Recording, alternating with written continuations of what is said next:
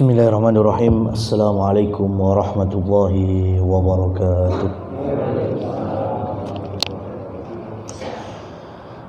Innal hamdalillah nahmaduhu wa nasta'inuhu wa nastaghfiruh wa natubu ilaihi wa na'udzu billahi min sururi anfusina wa sayyiati a'malina. May yahdihillahu fala mudilla lahu wa may yudlil falan tajida lahu waliyyan mursyida. Asyhadu an la ilaha illallah wahdahu la syarika lah wa asyhadu anna Muhammadan abduhu wa rasuluh. Allahumma salli wa sallim ala nabiyyina Muhammad, amma ba'du. Jamaah kaum muslimin muslimat rahimani wa rahimakumullah. Kita awali dengan bersyukur kepada Allah Subhanahu wa taala atas nikmat dikumpulkannya kita pada kesempatan yang istimewa ini dalam rangka thalabul ilmi, melanjutkan pembahasan dari kitab Minhajus Salikin, masih dalam perkara yang besar, yaitu Kitabus Shalah atau bab yang terkait dengan tiangnya agama ini, yaitu salat. Itu pun kita masih berada di syarat sahnya salat. Kita telah selesai dalam pembahasan sitrul aurah. Kita akan melanjutkan pada malam hari ini, yaitu syarat berikutnya istiqbalul qiblah, yaitu mengarah ke arah kiblat. Jamaah yang dirahmati oleh Allah Subhanahu wa taala, salat merupakan istilah yang sudah ada bahkan sebelum Nabi Muhammad sallallahu alaihi wasallam lahir.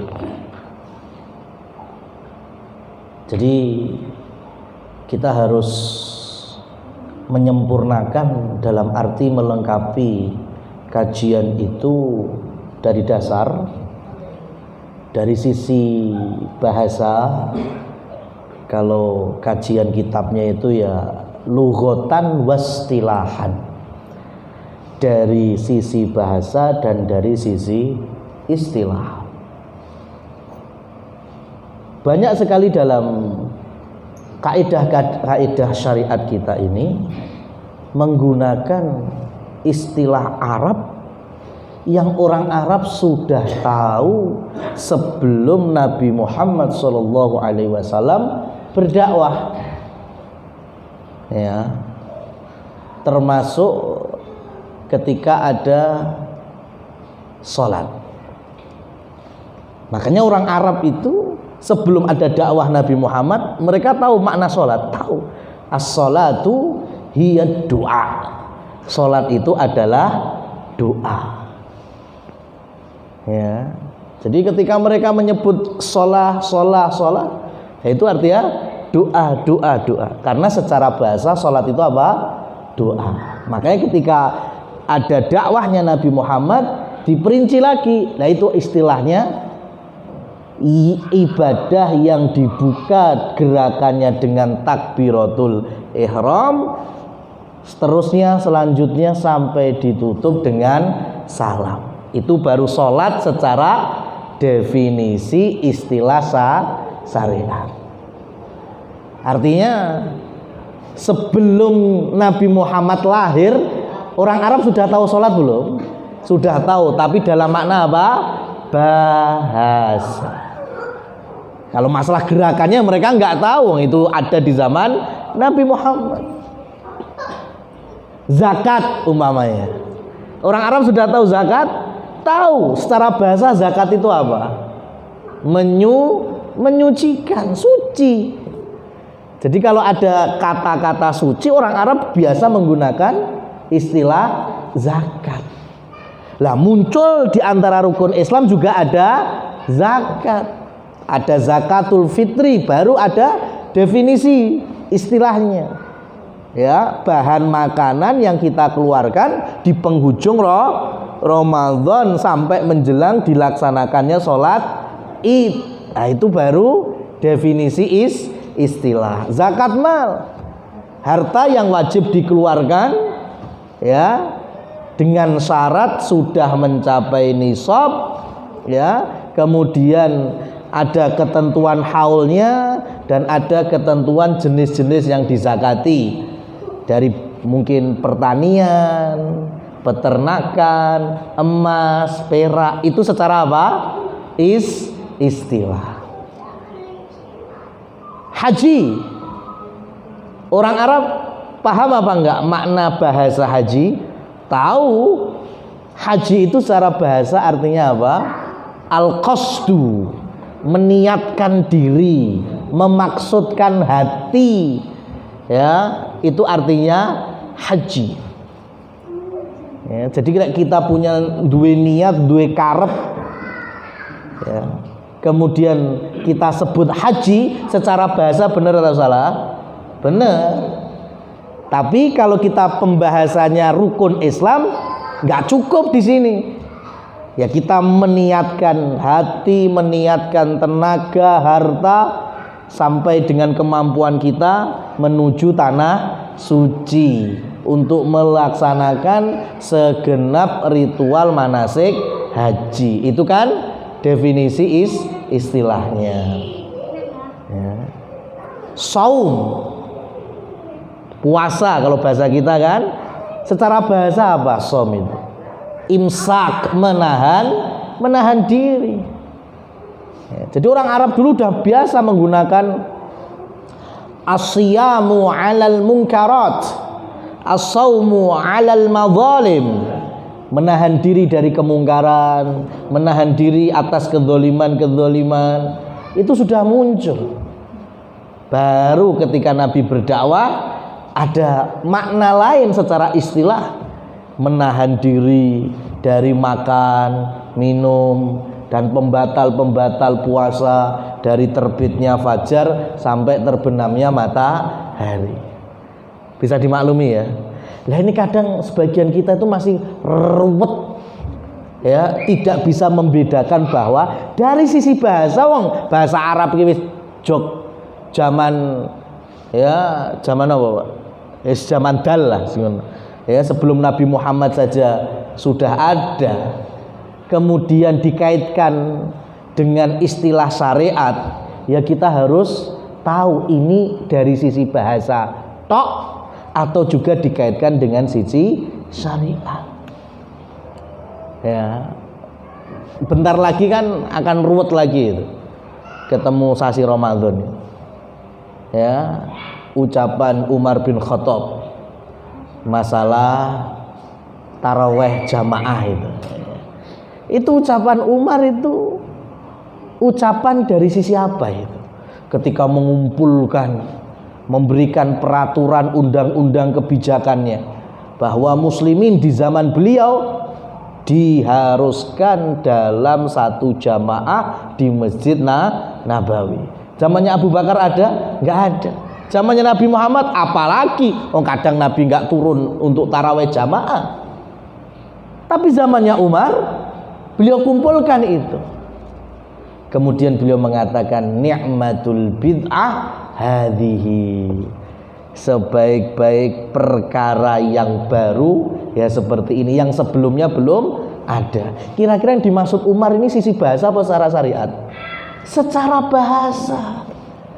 Karena lafaz bid'ah itu secara bahasa Nabi belum lahir ya wis ono. Artinya apa? Sesuatu yang baru.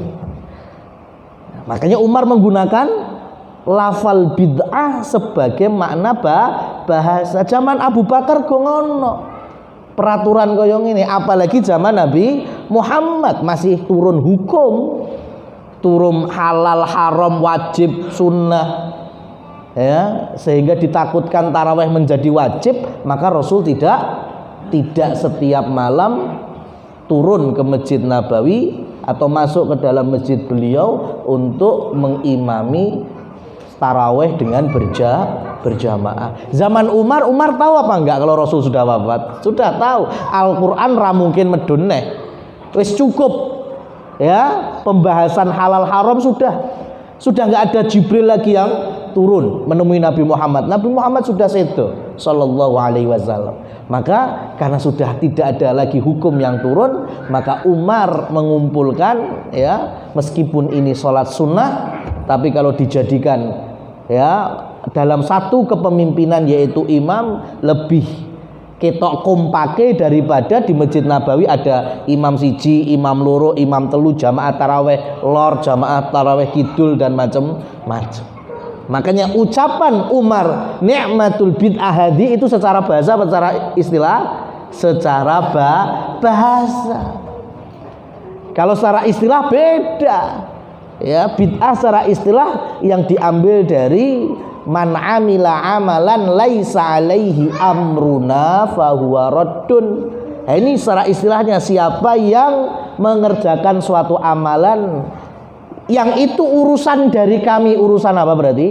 Agama.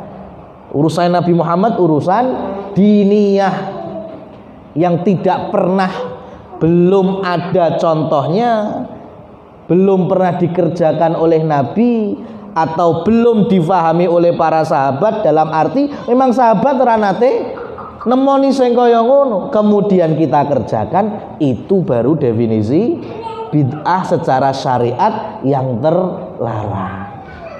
Kalau secara bahasa ya umum sifatnya, ya. Kalau dulu muadzin, ya, kita pun akan membahas dalam bab imamah, kepemimpinan imam dan muadzin. Muadzin itu syaratnya dulu musawwitan. Musawwitan kuwi ora kudu wong sing suarane apik, tapi wong sing suarane buanter, lantang kalau bahasa Indonesia.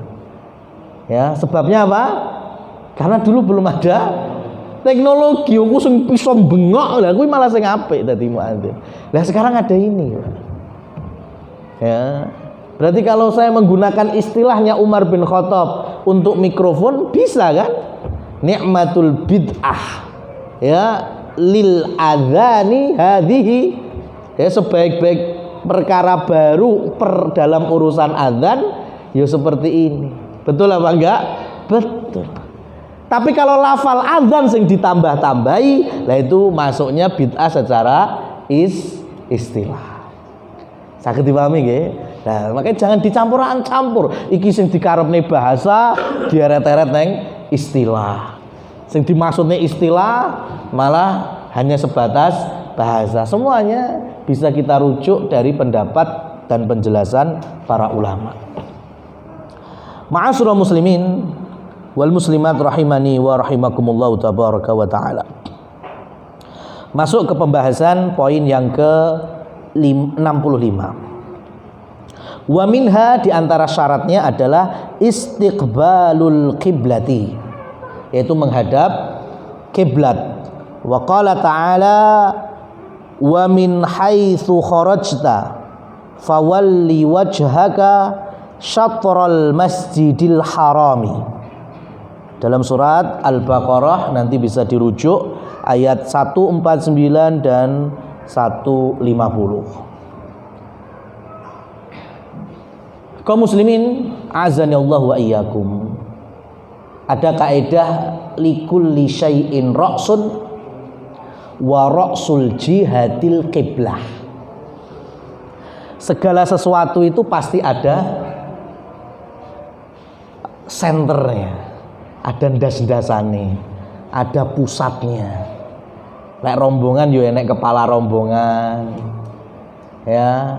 Kalau mesin yo mesti ada softwarenya, ya. Kalau macam-macam lah. Dan arah angin itu juga punya komandannya. Dan komandan dari arah angin, arah mata angin adalah kiblat. Khususnya bagi orang-orang yang beriman.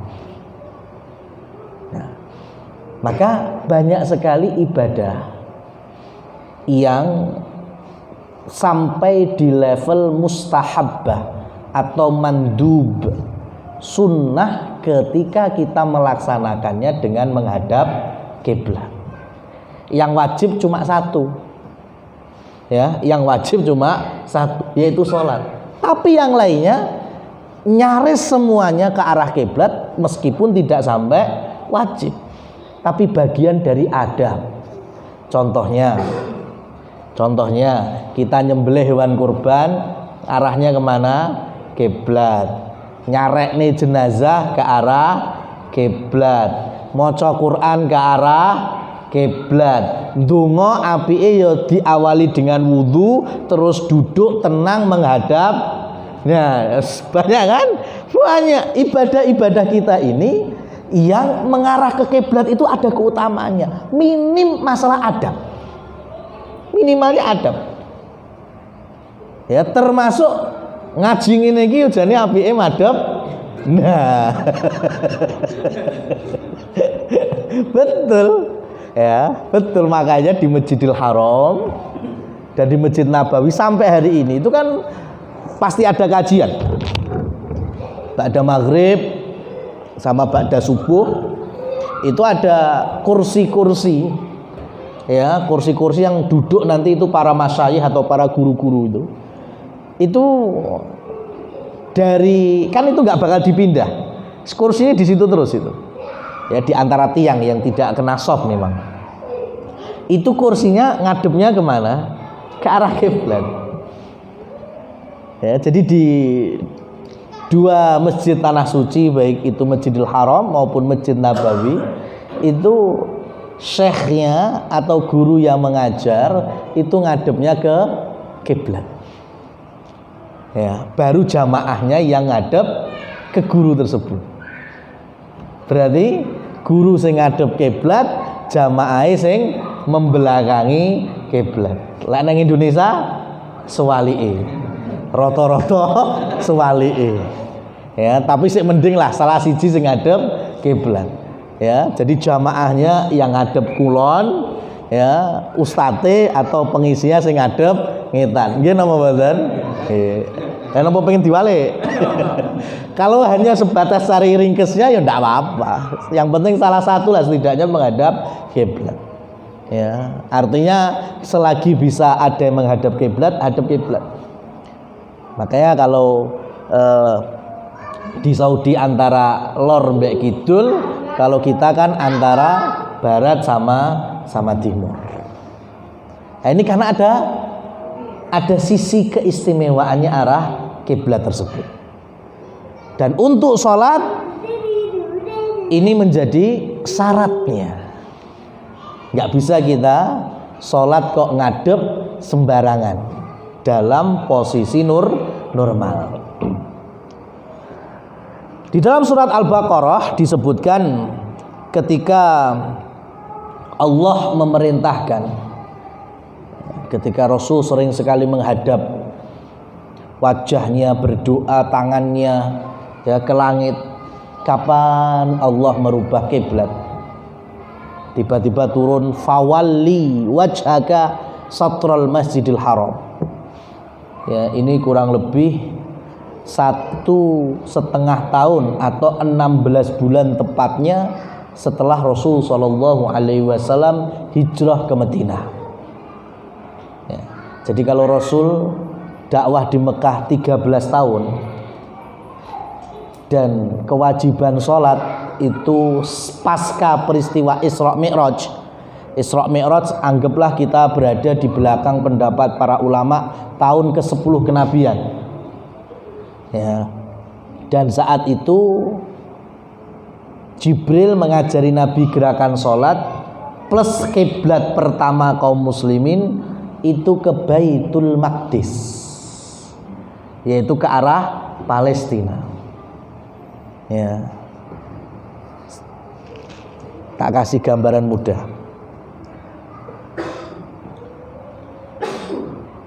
Makkah, ya, Makkah kuwi sing paling lor, Pak. Anggap tisu ini Mekah. Lor ngendi ya, kene ya. Ya, Makkah sing paling lor. Madinah tengah-tengah. Ya, Madinah tengah-tengah. Kemudian Palestina Baitul Maqdis itu sing paling kidul. Ini gendera niki Palestina. Jadi Mekah sing paling lor, Madinah tengah-tengah, Palestina paling kidul. Tapi mengke lek jenengan buka peta antara Mekah dan Madinah ini masih rotok-rotok simetris. Ya, antara antara Madinah ke Palestina itu agak-agak simetris. Tapi antara Madinah ke Mekah, ya, Madinah ke Mekah itu rodok ngulon. Ya, sekoye kuwalik saya ngomongnya. Kiblat pertama kaum muslimin itu kan di Palestina ngadep ngalor. Oh berarti tak walik. Yang kedua kan baru ngadep selatan ke Mekah. Saya ulangi jamaah. Saya ralat, mohon maaf. Jadi Palestina atau Baitul Maqdis kalau di zaman Nabi Musa dikenal dengan Ur Salim.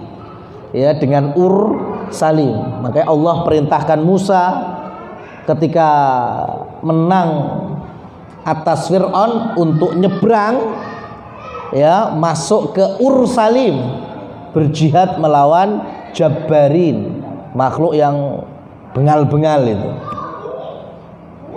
Tapi ternyata masyarakat Bani Israel tidak mau diajak jihad.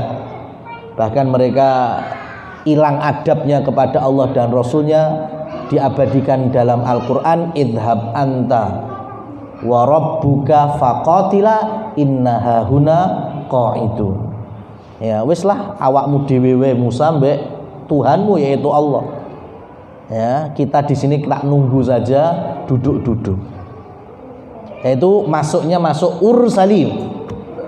Kemudian dikenal dengan istilah lain Yerusalem.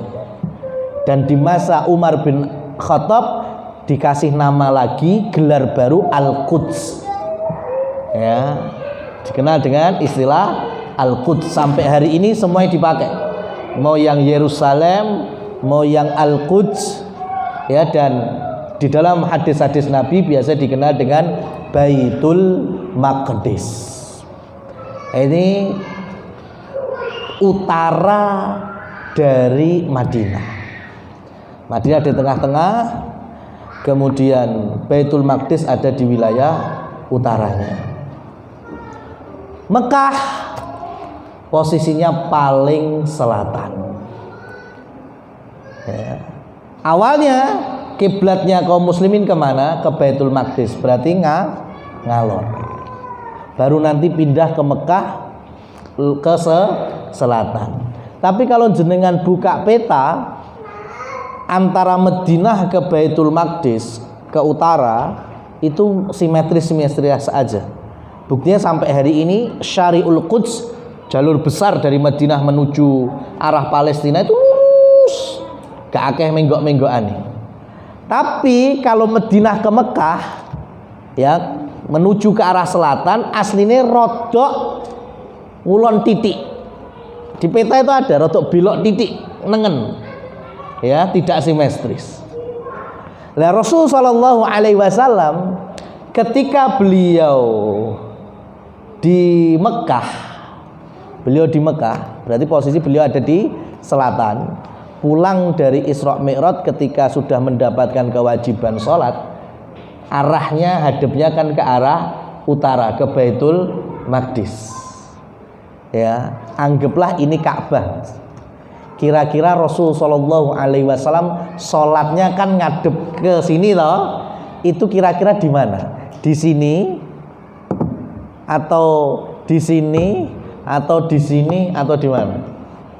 Anggaplah Rasul posisi Rasul, anggaplah HP saya ini. Rasul saat itu ini Ka'bah. Salatnya di sini. Mudeng apa enggak? Salatnya Rasul di sini. Kenapa kok enggak di sini? Ya, padahal kalau di sini boleh-boleh aja, wong intine ngadep Baitul Maqdis. Rasul itu orang yang betul-betul memuliakan Ka'bah. Kalau Rasul sholat di sini, ini Ka'bah. Rasul betul sholatnya menghadap kiblat Baitul Maqdis, tapi dalam waktu yang sama Rasul membelakangi kiblat. Padahal saat itu Ka'bah belum jadi kiblat. Ya, Ka'bah belum jadi kiblat. Tapi Rasul karena memuliakan Ka'bah Baitullah, beliau sholatnya di sini. Tetap ngadep kiblat Baitul Maqdis apa enggak? Tetap. Ya, tapi Ka'bah juga dapat. Beliau tetap ya ada ya di hadapan beliau Ka'bah, kemudian ke arah Baitul Maqdis. Ini mulai tahun keberapa tadi? Tahun ke-10 kenabian. Tahun ke-11 Yosek Koyong ini, tahun rolas, tahun ke-13 kenabian juga masih seperti ini sampai ada perintah hijrah. Maka Rasul sallallahu alaihi wasallam akhirnya hijrah ke Madinah. Ke sini dah. Ya, ketika di Madinah lebih dekat lagi berarti. Salatnya masih ngadap ke sini. Dan mengawali dakwah di Madinah orang Yahudi nggak banyak pertentangan. Kenapa? Karena tahu muslimin kiblatnya masih sama dengan mereka. Karena Yahudi kiblatnya juga Yerusalem, Bethlehem, Baitul Lahm, ya, atau daerah Ursalim tadi. Ya. Jadi mereka itu halah Muhammad arep beda-beda ujung-ujungnya kiblate podo. Lah itu. Maka Rasul sallallahu alaihi wasallam secara nurani hati beliau nggak mau disamakan dengan Yahudi. Orang-orang al-maghdub yang dimurkai oleh Allah Subhanahu wa taala tadi. Ya. Orang-orang yang nggak punya adab dengan Allah, nggak punya adab dengan Rasul. Ya, makanya ada di YouTube itu, cuma saya nggak tahu ya. Ini YouTube ki modelnya kur maca deskripsi. Bener apa ora ya kurang ya, nggak tahu, wallahu a'lam. Tapi yang jelas ya paling lagi telung sasi ya, bulan-bulan Oktober Novemberan itu di YouTube itu ada video daerah Yerusalem, Palestina, ya, Singosarene Palestina. Tahu Singosarene Palestina? Daerah sing bloknya itu dodol HP, ya kan? Ya. Ya, jadi daerah-daerah penjualan HP. Nah, di situ ada anak muda, lanang, remaja. Nah, ini jelas santri Yahudi. Kenapa? Karena kalau anak remaja yang santrinya, penuntut ilmu Yahudinya, itu ada ciri khasnya. Ciri khasnya itu biasanya nganggo kupluk neng buri ngene, ya kan? Kemudian rambutnya sisih kene diweliwer. Nah, itu santri Yahudi itu. Ya, ya kan? Itu santri Yahudi. Ini berarti ya di sana emang dibentuk, dilatih untuk meneruskan dakwahnya para rohib-rohib itu. Lah itu di tempat counter HP atau sebakulan HP ini ada seorang laki-laki dewasa, di deskripsinya itu disebutkan itu ayahnya. Ya. Pukul-pukulan teman-teman, Pak. Ya, di videonya ini bapaknya ngomantem langsung. Wis ditonyo anaknya. Anaknya bales. Wong Yahudi iki ya anak nglawan bapak ya ora apa-apa. Ya kan enggak punya adab, wong kan abinya aja enggak punya adab. Ya. Lah, permasalahannya apa? Ternyata bagi remaja-remaja santri Yahudi tadi itu ada peraturan fatwa dari rohib-rohib Yahudi bahwa mereka haram untuk megang HP. Ya, ini Yahudi loh ini. Yang kita nggak setuju banyak hal, bahkan kita diminta untuk mengingkari, jangan sampai sama dengannya. Itu rohib-rohib Yahudi, syekh-syekhnya mereka itu sudah mengeluarkan peraturan, ya, mengeluarkan kebijakan. Pokoknya anak remaja yang betul-betul difokuskan untuk belajar Talmudnya, untuk nanti menjadi dai mereka, itu diharamkan di usia mereka itu duwe HP, nyekel HP, dolanan HP. Makanya bapak ibu bocah iki ngunangi, "Lu anakku kok tuku HP?" Diwantemi. Ayo, sampean pernah kayak ngono? Kenapa? Karena rohib-rohib itu yakin seyakin-yakinnya anak-anak yang diajar itu tidak akan pernah berhasil selagi kuwi Yahudi mikirnya kaya ngono, Pak. Ya, sampai wong tua gelem ngantemi anake gara-gara tuku HP. Sampean kan malah nukokne lek sampean. Nah, itu sampai diharamkan. Maka anak-anak muda di daerah-daerah Zionis Yahudi ya, itu kalau mau nakal dalam tanda petik, cah-cah nomi itu pengen nakal, itu mereka gak berani di wilayah mereka itu, Yerusalem itu. Mesti nyebrang ke daerah namanya perbatasan Sinai. Ya, kalau itu udah bukan tanah suci lagi versi mereka. Ya, jadi lek cah-cah nom pengen mendem, pengen judi, pengen apa, itu metu dulu, keluar dulu dari Yerusalem, kemudian sampai Sinai, lagi gue mendem-mendeman yang neng kono, semua hawa nafsu, ya itu dikeluarkan di situ. Engkau lek balik neng Yerusalem atau banteh ceritanya, wis ngono orang-orang anak-anak muda Yahudi, ya, karena mereka masih memahami bahwa tempat mereka adalah tanah suci dan kiblat. Dan kita pun tidak menafikan. Berarti berapa tahun tadi? Tahun 10, 11, 12, 13. 4 tahun Rasul sallallahu alaihi wasallam di Madinah ngadepnya ke arah Baitul Maqdis, ke utara. Kemudian 1,5 tahun atau 16 bulan tepatnya, berarti mau 5 tahun kurang lebih ya. 5 tahun Rasul sallallahu alaihi wasallam itu berkiblat ke arah Baitul Maqdis. Dan Baitul Maqdis juga tempat yang mulia, dimuliakan oleh syariat. Ya, Rasul sallallahu alaihi wasallam bersabda, "La tasuddur rihal illa ila thalathi masajid." Janganlah kalian ngoyo untuk piknik, untuk rekreasi, untuk pergi safar jauh, ya, kecuali ngoyonya sampean itu ke 3 masjid. Masjidil Haram boleh, sampai adol sawah, adol sapi boleh. Kalau untuk ke Masjidil Haram, ke Masjid Nabawi, atau ke Masjidil Aqsa. Nah, setelah kurang lebih 5 tahun Rasul sallallahu alaihi wasallam dan kaum muslimin mengarahkan sholatnya dari takbiratul ihram sampai salamnya ke Baitul Maqdis atau Masjidil Aqsa di Palestina, turunlah ayat tadi, fawalli wajhaka syatral masjidil haram. Sekarang arahkan wajahmu, artinya apa? Arahkan kiblatmu di sini itu ke syatral masjidil haram, ke arah Masjidil Haram. Di mana itu? Di Mekah. Dari Madinah berarti langsung berubah ke arah selatan. Ya. Itu posisi ayatnya ada di turunnya ayat, Rasul posisinya ada di Bani Salamah.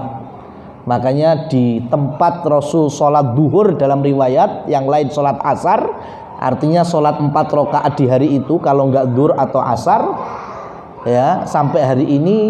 Kemudian tempat di mana Rasul sallallahu alaihi wasallam merubah arah kiblat dengan wahyu Allah ini tadi, dibangun sebuah masjid, masih ada di sekitar Madinah, namanya Masjid Qiblatain. Masjid Qiblatain. Jadi ada mihrab yang ke arah Baitul Maqdis, kemudian mihrab yang ke arah selatan yaitu ke arah Mekah. Ini sebagai saksi bisu sirah Nabi Muhammad sallallahu alaihi wasallam. Baru nanti ketika di maghrib, baru di Masjid Nabawi yang awalnya belum tahu arah kiblatnya sudah berubah, maka mulai maghrib di hari itu, ya, Rasul sallallahu alaihi wasallam memerintahkan para sahabat merubah bukan lagi ke Baitul Maqdis tapi ke arah Mekah. Bukan lagi ke utara tapi ke selatan. Sehingga mihrab Masjid Nabawi yang awalnya ada Masjid Nabawi yang awalnya 3 pintu. 3 pintu dulu itu, Pak. Yang tidak punya pintu cuma ke arah kiblat. Berarti sing gak duwe lawang yang ke arah Baitul Maqdis. Berarti ki ngalor. Berarti ngidul ada pintu, ngetan ada pintu, ngulon juga ada pintu. Tapi ketika turun ayat fawalli wajhaka syatrul masjidil haram, ya, arahnya genti ngidul, berarti kiblatnya genti ke arah selatan, maka pintu yang tadi ke arah selatan ditutup. Ya, ditutup. Tinggal pintu yang ke arah timur, pintu ke arah barat, sama sing ngalor digawe lawang. Jadi tetap ada tiga pintu. Nah, sekarang jamaah yang dirahmati oleh Allah Subhanahu wa taala, jebol bangunan dadi lawang, mbek nutup bangunan dadi lawang, itu ada usaha atau tidak? Ada. Ya, ada usaha. Dibutuhkan tenaga. Rasul pasti dibantu dengan para sahabat. Dan ayat ini memberikan isyarat penting sekali bagi kita. Ya, pakainya satro masjidil haram. Satrun artinya yang ke arah, bukan menggunakan tamamul masjidil haram, tepat ke masjidil haram. Saya ulangi, ayatnya bunyinya fawalli wajhaka syatro, ke arah masjidil haram. Dari Madinah, masjidil haram ke arah mana? Selatan. Ayatnya tidak menunjukkan tamam, tepat ke masjidil haram. Kenapa? Tadi saya sudah bilang, ya, kalau jenengan buka peta dari Madinah ke Mekah ke selatan, kuwi ora kidul pas, tapi rodok ngulon titik. Itu Masjidil Haramnya, di situ Ka'bahnya. Tapi Rasul Shallallahu Alaihi Wasallam tidak pernah merubah Masjid Nabawi, nggak sampai bongkar. Masjid Nabawi tetap, sing dirubah malah lawange wau. Sing arah kiblat lawange ditutup. Sing sudah ke arah Baitul Maqdis digawe lawang. Tapi arahnya kaum muslimin sholat tetap, cuma beda arah aja. Sing awalnya ngalor gentingi ngidul. Rasul tidak menyarankan sahabat nyerong belas orang. Ya kan? Ini ya. Padahal jenengan buka peta itu Madinah ke Mekah, Mekah mesti rodok rene, Pak. Ya. Makanya sing model takalluf, mohon maaf ya, membebani diri. Kalibrasi. Ngertiku selebrasi kok wis bar ngegolne lha kuwi ngerti. Ya, kalibrasi titik koordinat. Ya. Saya tuh pernah ya jenenge kaya wong bodho pancen ra mudeng angka titik koordinat. Saya pernah tanya sing model mudeng koordinatan. Sakjane lek awake dhewe iki geseh sak derajat wae, kuwi jane pirang kilo? Ya, ayo jawaban. Aku ra mudeng, mang saya nggak tahu sama sekali. Saya nggak tahu. Ya, lek umpamane awake dhewe iki madhep ngulon kan, kita ini ceritanya kan kiblatnya ke ngulon. Ya, tapi kan lek jarene titik koordinat kan orang ngulon persis. Kudu mencong rada enek ngalor ya. Ya kan? Sampai ada sajadah kompas barang kuwi ya. Ya. Itu saya pernah tanya, Pak. Lek kuwi lek awake dhewe serongi ya dari titik koordinat tepat Ka'bah itu serong 1 derajat. Kuwi aslinya pirang meter apa pirang anu kok? Jawabannya jenengan tahu. Jarene 1 derajat itu sudah mentar 200 kilo. 200 kilo. Ya, bayangkan lah awake dhewe ora pas menconge ya, ade kur ngadem ngulon ngono tok. Lah ki 200 kilo wis ketemu lek di peta, wis ketemu Mesir ngadepe lahan piramid mbek seping piye. Kira-kira susah atau mudah bagi kaum muslimin? Susah, gak iso ide salat sembarangan, Pak. Kudu masjid sing duwe kalibrasi kuwi mau. Ayo, neng omah sampean pengen salat tahajud ayo. Mau sareng madhep piramid, ya, harus di titik koordinat lagi. Makanya nggak usah kemudian ya gawe rusuh kaum muslimin, ya hanya perkara titik koordinat. Susah, kita nggak bisa jenengan teng rest area, arep pengen sholat musolane, renek kalibrasine iki, ya susah, nggak bisa kita sholat kalau kayak gitu, kecuali di masjid-masjid yang tadi, yang sudah terkalibrasi tadi. Akhirnya nek kalibrasinya apa ini? Ayo madhep piramid loh Pak, orang Ka'bah nih. Susah, kita nggak bisa hidup kalau kayak gini. Makanya betul ketika para ulama ya merojihkan kalau kita jauh, ya maka dalam riwayat yang lain Rasul Shallallahu Alaihi Wasallam bersabda, ju'ilatil Ka'bah kiblatan li ahlil masjid wa ju'ilal masjid kiblatan li ahlil haram. Ya, jadi Ka'bah itu dijadikan kiblat, ceto-ceto hadapnya nggak boleh gesek, itu untuk ahli masjid, orang yang ada di sekitar Masjidil Haram. Dan Masjidil Haram menjadi kiblat orang di sekitar tanah suci Mekah. Nah kita nomor siji ora, nomor loro ya ora.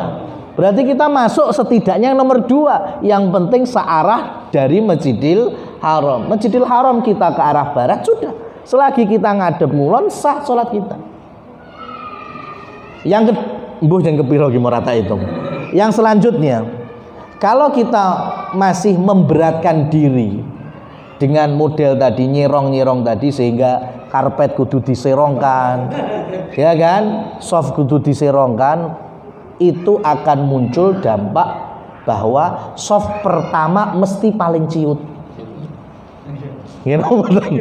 Soft pertama mesti paling ciut, dan itu menutup keberkahan kaum muslimin sing pengen entuk soft pertama. Ya. Dan terkadang arang kading itu ada soft yang tidak simetris dari imam, karena mencongi tadi kan, enek sing mencongi karena terlalu ngalor, berarti nengene luwih dawa, kiwane imam ala kurang telu tok. Ya, ada apa enggak seperti itu? Ada. Padahal gini membuatkan, lagi tenanan. Kasusnya di lapangan kan seperti itu. Padahal idealnya imam itu berdiri di tengah-tengah makmum. Artinya makmum sebelah kanan sama makmum sebelah kiri ki meh padha. Beda-beda siji loro sik wajah.